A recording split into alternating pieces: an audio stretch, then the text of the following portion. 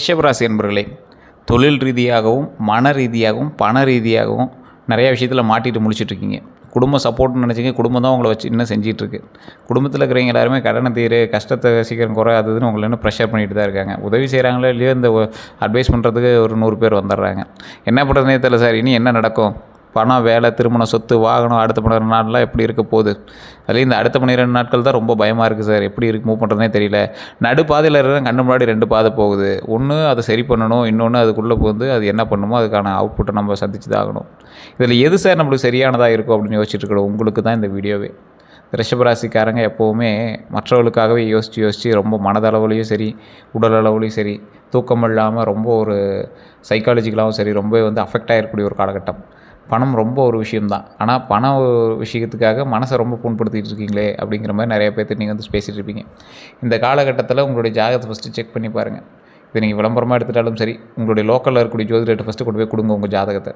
ஏன்னா இப்போ நம்ம என்ன தான் வீடியோ போட்டாலும், ஏன் சார் யூடியூப்பில் சொல்கிற வீடியோஸ்லாம் ஒரு பாதி தான் பலிக்குது, மீதி பலிக்கலை அப்படின்னு கேட்டால், யூடியூப்பில் சொல்லக்கூடிய வீடியோ இப்போ ரிஷபராசி சொல்கிறாங்க அப்படின்னா, இந்தியாவில் மொத்த பேர் 140 கோடி பேர் இருக்கான்.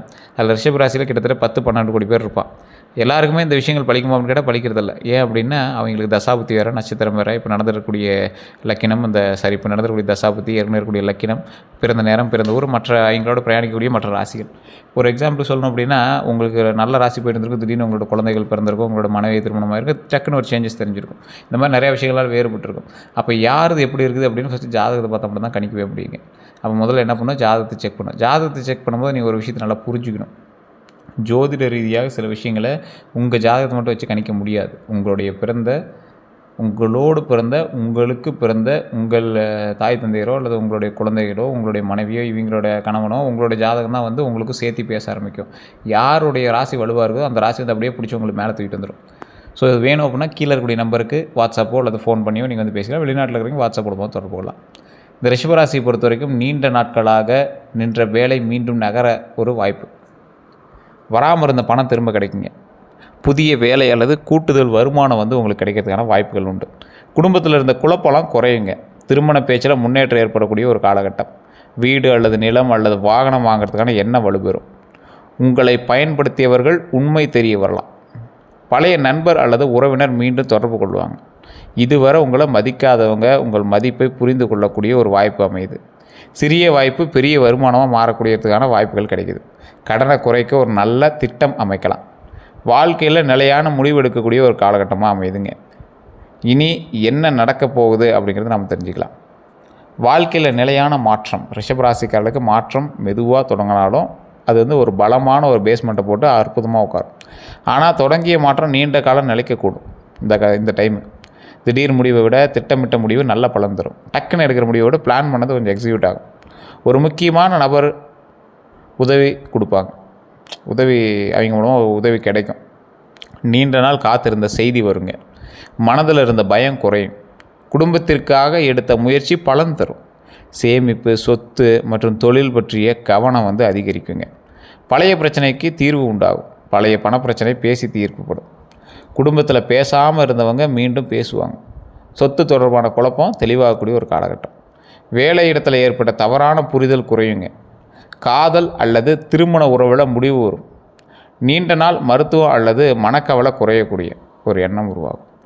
நீதிமன்றம் மற்றும் அல்லது ஆவண பிரச்சனையில் முன்னேற்றம் ஏற்படும். அதெல்லாம் டாக்குமெண்ட்லாம் செக் பண்ணுவீங்க. புதிய வாய்ப்பு உண்டாகுது. புதிய வேலை அழைப்பு வரும். பழைய வாடிக்கையாளர் மீண்டு வருவாங்க. நண்பர் மூலம் தொழில் வாய்ப்பு கிடைக்கும். குடும்ப தொழிலை விரிவுபடுத்தலாம். ஆன்லைன் வருமான முயற்சி தொடங்கலாம். விற்பனை, நிலம், வாகனம் அல்லது அழகு சார்ந்த தொழிலில் வாய்ப்பு கிடைக்கக்கூடிய ஒரு காலகட்டம். பெண்கள் மூலமாக நல்ல வாய்ப்பு அல்லது ஆதரவு கிடைக்கக்கூடிய ஒரு காலகட்டம். சிறிய முதலீட்டில் பெரிய வருமானம் அல்லது புதிய வருமானம் தொடங்கலாம். அது பெரிய வருமானமாக இருக்குமான்னு தெரியாது, ஓரளவுக்கு பரவாயில்லையாக இருக்கும். தொழில் மற்றும் வேலை பலன்களை பொறுத்த வரைக்கும் நீண்ட நாள் உழைப்பிற்கு அங்கீகாரம் கிடைக்கக்கூடிய ஒரு காலகட்டமாக இருக்க போது. மேலதிகாரி உங்கள் பொறுமையை கவனிப்பாங்க. புதிய பொறுப்பு கிடைக்கக்கூடிய ஒரு காலகட்டம். சம்பள உயர்வு பற்றிய பேச்சு வரும். பதவி உயர்வு தாமதமானாலும் வாய்ப்பு உருவாகலாம். வேறு நிறுவனத்திலிருந்து அழைப்பு வரலாம். பழைய விண்ணப்பத்திற்கு பதிவு வரலாம். வேலை இடத்துல உங்களை எதிர்த்தவங்க அமைதியாகலாம். ரொம்ப உங்களை அப்படியே ஃபோர்ஸ் பண்ணி இது பண்ணாலும் அவங்களாம் கொஞ்சம் அப்படியே சைலண்ட் ஆகுவான். உங்களுடைய யோசனையை ஏற்றுக்கொள்ளப்படலாம். நிரந்தர வேலை தொடர்பான நல்ல தகவல் கிடைக்கும்.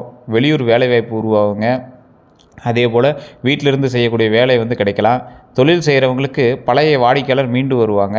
புதிய ஆர்டர் கிடைக்கும். விற்பனை மெதுவாக உயரும். கமிஷன் வருமானம் கிடைக்கும். கடை அல்லது அலுவலகத்தை மாற்றக்கூடிய எண்ணம் வரலாம். தொழிலில் புதிய பொருளை சேர்க்கலாம். கூட்டுத் தொழிலில் வாய்ப்பு வரலாம். பழைய பாக்கி வசூல் ஆகலாம். வாடிக்கையாளருடைய நம்பிக்கை அதிகரிக்கலாம். விளம்பரம் மூலமாக வருமானம் உயரக்கூடிய ஒரு வாய்ப்பு உள்ளதுங்க.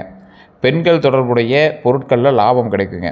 நிலம், வீடு, வாகனம், உணவு, ஆடை மற்றும் அழகு சார்ந்த தொழில்களில் நல்ல பலன் தரும். இந்த பெண்கள்லாம் நீங்கள் இந்த தொழில் பண்ணிட்டு இருக்கீங்களே, இந்த உணவு, இந்த ஆடை, அழகு, இந்த பியூட்டிஷியன், இந்த மாதிரி இதெல்லாம் கொஞ்சம் நல்லாயிருக்கும், பரவாயில்லையா இருக்கும். தொழிலில் கவனிக்க வேண்டியது அப்படின்னு பார்த்திங்கன்னா, வாய்மொழி ஒப்பந்தத்தை மட்டும் நம்ப வேண்டாம்.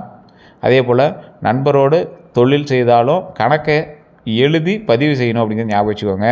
தொழில் ரகசியத்தை அனைவரிடமும் கூற வேண்டாம். அதிக கடன் வாங்கி விரிவுபடுத்த வேண்டாம். பழைய நஷ்டத்தை உடனே சரி செய்யணும் அப்படிங்கிறது ஞாபகம் வச்சுக்கோங்க. அந்த அவசரம் வேண்டாம். புதிய கூட்டாளியை முழுமையாக நம்புவதற்கு முன்னாடி கவனிக்கணும் அப்படிங்கிறது ஞாபகம் வச்சுக்கோங்க. வாடிக்கையாளருக்கு அளவுக்கு மீறி கடன் கொடுக்க வேண்டாம். பணம் வராமல் பொருளை ஒப்படைக்காதீங்க. பணம் மற்றும் பொருளாதார நிலையை பொறுத்த வரைக்கும், பண வரவை பொறுத்த வரைக்கும் பழைய பாக்கி கிடைக்கக்கூடிய ஒரு காலகட்டமாக இருக்கும். சம்பளம் அல்லது வருமானம் மெதுவாக உயரும். 2வது வருமானம் வாய்ப்பு வந்து உருவாக்கக்கூடிய ஒரு காலகட்டம். கமிஷன் அல்லது ஊக்கத்தொகை வந்து கிடைக்கக்கூடிய ஒரு காலகட்டம். அதேபோல் குடும்ப உறுப்பினர் பண உதவி வந்து செய்வாங்க. நகை, நிலம் அல்லது வாகனம் மூலமாக பணம் கிடைக்குங்க. இது எல்லாமே இருந்தாலும் சேமித்த பொருள் நல்ல விலைக்கு விற்கப்படும்.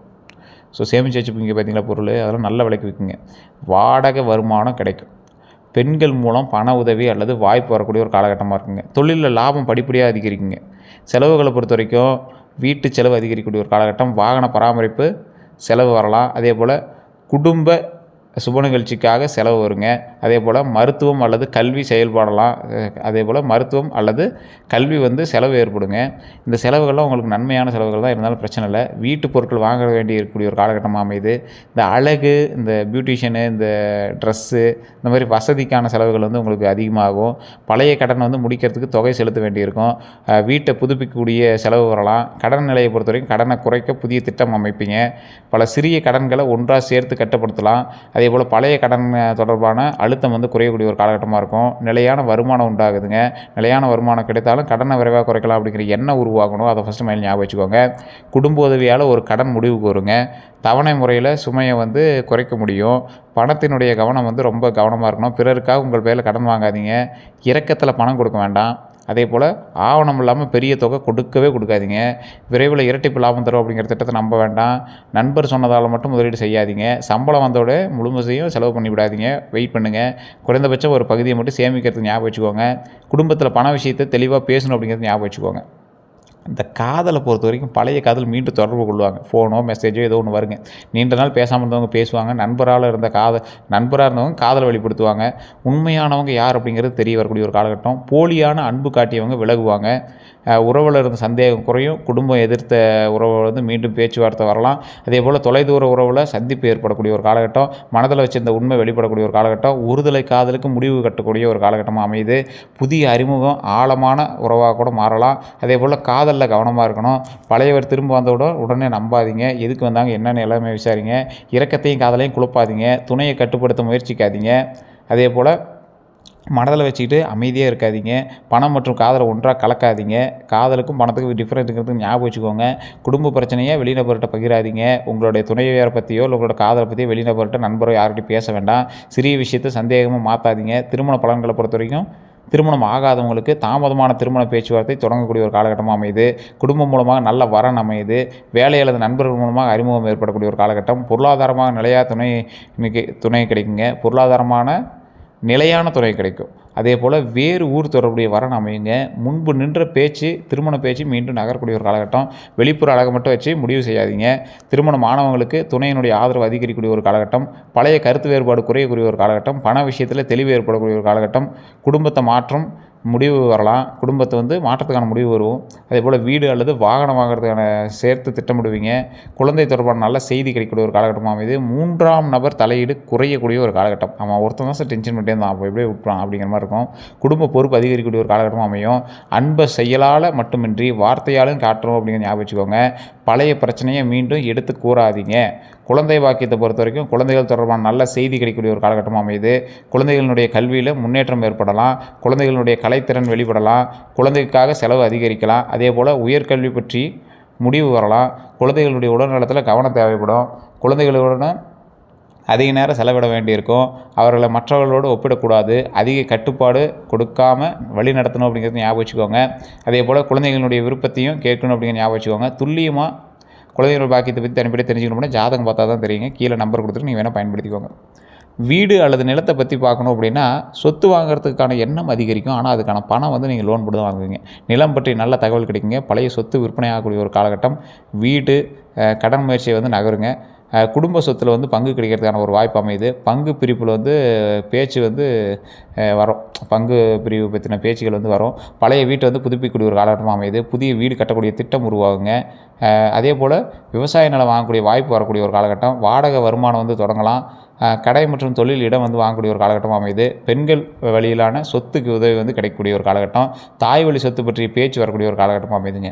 சொத்தில் கவனமாக இருக்கணும். தாய் பத்திரத்தை சரி பார்க்கணும் அப்படின்னு ஞாபகம் வச்சுக்கோங்க. வெள்ளங்க சான்றிதழை பார்க்கணும் அப்படிங்கிற ஞாபகம் வச்சுக்கோங்க.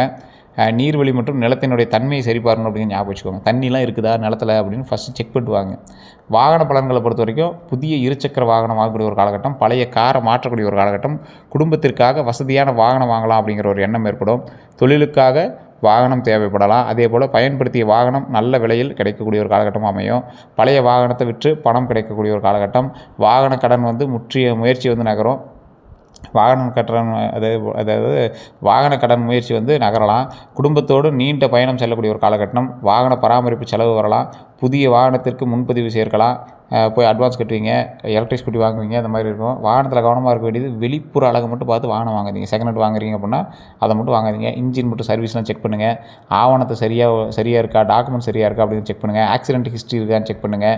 மாத தவறு வருமானத்திற்கு ஏற்ற மாதிரி இருக்குமா, இஎம்ஐ கட்ட முடியுமான்னு பாருங்கள். சோர்வோடு வாகனம் ஓட்டாதீங்க. ஃபோன் பேசிட்டு வாகனம் ஓட்டாதீங்க. இரவு நேரத்தில் இந்த மழை காலத்தெல்லாம் பார்த்து பக்கமாக வாகனம் ஓட்டணும். பயன்படுத்திய வாகனத்தை மெக்கானிக்கிட்ட சோதனை கொடுத்து செக் பண்ணிட்டு சர்வீஸ் ஹிஸ்ட்ரிலாம் செக் பண்ணிட்டு வாங்குங்க. வெளிநாட்டு வாய்ப்புலாம் இருக்குதுங்க. வேலை காரணமாக வெளியூர் போகிறதுக்கான வாய்ப்புகள் இருக்குது. புதிய இடத்துல தொழில் தொடங்குறதுக்கான வாய்ப்புகள் இருக்குது. வேறு மாநிலத்தில் விற்பனை வாய்ப்புகள் வந்து இருக்குது. குடும்பத்தோடு இடமாற்றம் செய்யக்கூடிய இடங்களும் இருக்குது. வெளியூர் முயற்சியில் கவனம் தேவைங்க. போலியான முகவர்களை நம்ப வேண்டாம். முன்பணம் கொடுக்கும் முன்னாடி நிறுவனத்தை சரிபார்க்கணும் அப்படின்னு ஞாபகம் வச்சுக்கோங்க. சம்பளம், வேலை மற்றும் தங்குமிடம் தெளிவாக இருக்கணும் அப்படிங்கிற ஞாபகம் வச்சுக்கோங்க. ஒப்பந்தத்தை முழுமையாக படிக்கணும் அப்படிங்கிற ஞாபகம் வச்சுக்கோங்க. ஆவணங்களை நிபுணரிடம் சரிபார்க்க வேணும் அப்படிங்கிற ஞாபகம் வச்சுக்கோங்க. அதே போல் வெளிநாடு என்பதற்காக எந்த வாய்ப்பையும் ஏற்க வேண்டாம். வெளிநாடு அப்படிங்கிறதுக்காக எந்த வாய்ப்பையும் ஏற்கணும் அப்படிங்கிற அவசியம் இல்லை. கொஞ்சம் வெயிட் பண்ணுங்கள். குடும்ப வாழ்க்கை பொறுத்த வரைக்கும் குடும்பத்தில் பழைய பிரச்சனைகள் குறையக்கூடிய ஒரு காலகட்டமாக இருக்குதுங்க. பேச்சால் இருந்த உறவினர் மீண்டும் பேசுவாங்க. பேசாமல் இருந்த உறவினர் மீண்டும் பேசுவாங்க. திருமணம் அல்லது சுப நிகழ்ச்சி பற்றிய செய்தி வருங்க. குடும்ப செலவு அதிகரிக்கக்கூடிய ஒரு காலகட்டம். வயதான ஒருவனுடைய உடல்நிலை கவனம் பெறும். சகோதரர் அல்லது சகோதரி உதவி செய்வாங்க.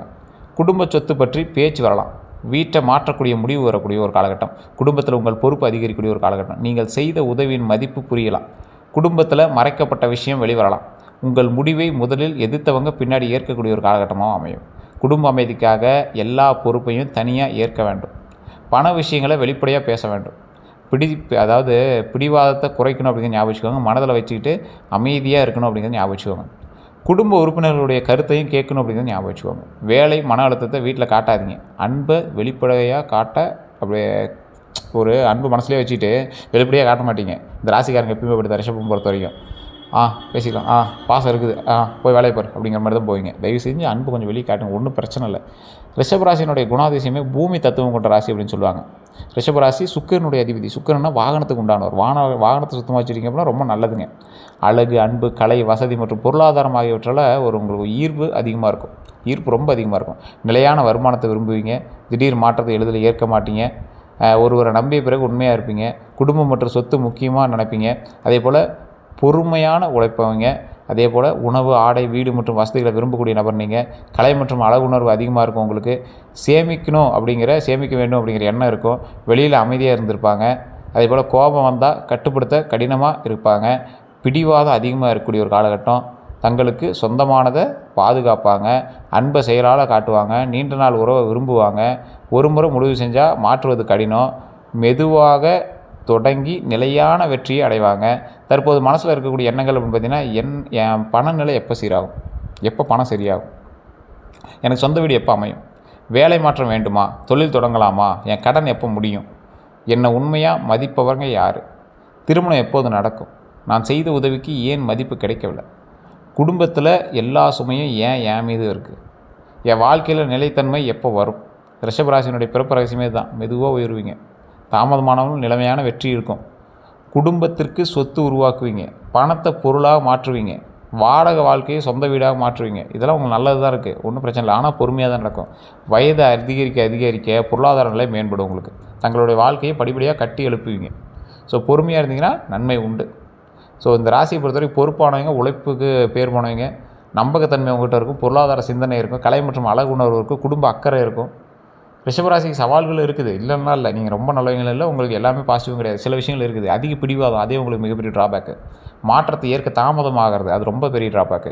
பழைய விஷயத்தை விட முடியாமல் இருக்கிறது, வசதியை விட்டு வெளியேற வர முடியாமல் இருக்கிறது, மனதில் உள்ளதை சொல்லாமல் இருக்கிறது, அதே போல் அதிக உணவு அல்லது ஆடம்பர ஆசை இருக்கிறது, பணம் மற்றும் சொத்தில் அதிக பற்றுதல் இருக்குது, தவறானவர்களையும் நீண்ட நாள் நம்புறதுங்க, கோபத்தை உள்ளுக்குள்ளே வச்சிட்டு இருக்கிறது, முடிவெடுக்க அதிக நேரம் எடுத்துக்கிறது, அன்பில் அதிக உரிமை காட்டுறது, புதிய வாய்ப்பு சந்தேகத்தால் தவற விடுறது, நான் சொல்வது தான் சரி அப்படிங்கிற எண்ணம் உங்களுக்கு இருக்கிறது, செலவு செய்த பிறகு கவலைப்படுறது, இது எல்லாத்தையுமே சரி பண்ணிக்கோங்க. முக்கிய சவால் அப்படின்னா நிலைத்தன்மையை விரும்புவது நல்லது. ஆனால் பழைய சூழல் பாதுகாப்பாக இருக்கிறதா நினச்சி புதிய வாய்ப்பு தவற விடக்கூடாது. ஓகேவா? அதை கொஞ்சம் மைண்டில் ஞாபகம் வச்சுக்கோங்க. மற்றபடி எல்லாமே நல்லா இருக்குது. மற்றவங்க உங்களை எப்படி பார்ப்பாங்க அதெல்லாம் நீங்கள் மைண்டில் போட்டுக்காதீங்க. காதலில் மட்டும் கொஞ்சம் பார்த்துருங்க. ஏற்கனவே உங்களை ஏமாற்றினவங்க அதெல்லாம் கொஞ்சம் பார்த்துருங்க. நண்பர்கள்ட்ட பண விஷயத்தில் கவனமாக இருங்க. உறவுகள்கிட்ட பணம் கொடுக்குறது வாங்குறதுல கவனமாக இருங்க. பணியிடத்தில் தேவையில்லாத பொறாமை குணம் கொண்டவர்கள்ட்ட கொஞ்சம் எச்சரிக்கையாக இருங்க. அதே போல் எப்போ கவனமாக இருக்கணும்னா, பழைய நண்பர் திடீர்னு நெருங்கும்போது கொஞ்சம் பார்த்துருங்க. அதிக லாபம் தரக்கூடிய முதலீடு தரோம் அப்படின்னு சொல்லும்போது ஒரு அளவுக்கு கொஞ்சம் எச்சரிக்கையாக இருங்க. ஒரு அளவுக்கு மீறி புகழும்போது ரொம்ப எச்சரிக்கையாக இருங்க. குடும்ப உறுதுணையாக இருக்கிறவங்க, உங்களோட குடும்பமும் உங்களுக்கு ஒரு உறுதுணை. அதே போல் பணத்தை விட உறவு முக்கியமாக நினைக்கிறவங்க தான் உங்களுக்கு உறுதுணைங்கிறது ஞாபகம் வச்சுக்கோங்க. உங்கள் அமைதியை புரிஞ்சுக்கிறவங்க தான் உறுதுணை ஞாபகம் வச்சுக்கோங்க. உங்கள் உடல் நலம் மற்றும் ஓய்வை கவனிக்கிறவங்க தான் உங்களுக்கு உறுதுணை. கஷ்டத்தில் செயலால் உதவுறவங்க தான் உங்களுக்கு உறுதுணை. சவாலாக இருக்கிறவங்க, உங்கள் வருமானத்தை மட்டும் எதிர்பார்க்குறவங்க உங்களுக்கு சவால். அவங்ககிட்ட ரொம்ப எச்சரிக்கையாக இருங்க. பணம் கேட்டு மீண்டும் மீண்டும் நெருங்குறவங்கிட்ட ரொம்ப எச்சரிக்கையாக இருங்க. அந்த விஷயத்தில் நீங்கள் தான் எப்பயுமே எச்சரிக்கையாக இருக்கணும் அப்படின்னு ஞாபகம் வச்சுக்கோங்க. அதே போல் ரிஷபராசிக்கான தொழில் அப்படின்னு பார்க்கும்போது நிலம் மற்றும் கட்டிடம், இந்த பணம் மற்றும் கணக்கு, அழகு மற்றும் கலையெல்லாம் நல்லாயிருக்கும். உணவு மற்றும் விவசாயம் துறையெல்லாம் உங்களுக்கு ஓரளவுக்கு செட் ஆகும். வாகனம் மற்றும் வணிகம்லாம் ஓரளவுக்கு பரவாயில்லையாகவே இருக்கும். இந்த செய்வன விஷயத்தில் மட்டும் கொஞ்சம் எச்சரிக்கையாக இருங்க. யாராவது உங்களுக்கு பண்ணியிருக்காங்களா அப்படின்னா, உங்களுக்கு ஏதாவது வேலை தடையோ இல்லை பண தடையோ உடல்நல குறைவோ ஏதாவது ஏற்பட்டுருக்கா பாருங்கள். ரொம்ப நாளாக சரி பண்ண முடியல, சரி பண்ணி ஏதாவது இருக்கா பாருங்கள். அப்படி இருந்தால் உங்களுக்கு ஈஸியாக கெஸ் பண்ணிடலாம். அப்படி ஏதாவது இருந்தது அப்படின்னா மறக்காம கமெண்ட் செக்ஷனில் பதிவிடுங்க. கீழே இருக்கக்கூடிய நம்பரை நீங்கள் வந்து பயன்படுத்தி நீங்கள் வாட்ஸ்அப் மூலமாக கேட்டு தெரிஞ்சுக்கலாம். அதே போல் நல்ல நேரம் எப்போ தொடங்குது அப்படின்னா, பிடிவாதத்தை குறைக்கும் போது உங்களுக்கு நல்ல நேரம் தொடங்குது. ஒரே பாயிண்ட் தான். குடும்ப பொறுப்பை பகிர்ந்து கொடுக்கும்போது உங்களுக்கு நல்ல நேரம் தொடங்குது. மற்றபடி எல்லாமே அற்புதமாக இருக்குது. அடுத்த 12 நாட்கள் கொஞ்சம் யோசித்து செயல்படணும். எல்லா விஷயத்துலையும் பரவாயில்லையாக இருந்தாலும் பணம் தொடர்பான செய்தி வரும். பழையவர் தொடர்பு கொள்வாங்க.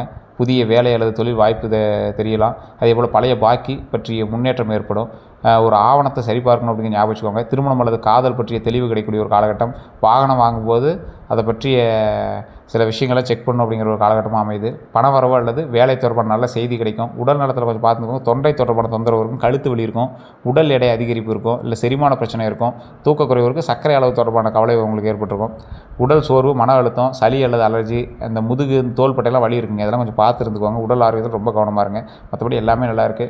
உங்களுக்கு பரிகாரம் சொன்னால் வெள்ளிக்கிழமை மகாலட்சுமி வழிபாடு பண்ணுங்கள். ஓம் மகாலட்சுமியை போற்றி, ஓம் மகாலட்சுமியை போற்றி, ஓம் மகாலட்சுமியை போற்றி அப்படின்னு தினந்தோறும் சொல்லி வழிபடுங்க. ரொம்ப நல்லது. கமெண்ட் செக்ஷனில் 3 டைம் மறக்காமல் டைப் பண்ணுங்கள். வீட்டில் நெய் விளக்கு தீபம் வச்சு வழிபடுங்க. ரொம்ப அற்புதமாக இருக்கும். மற்றபடி எல்லாமே நல்லா இருக்குங்க.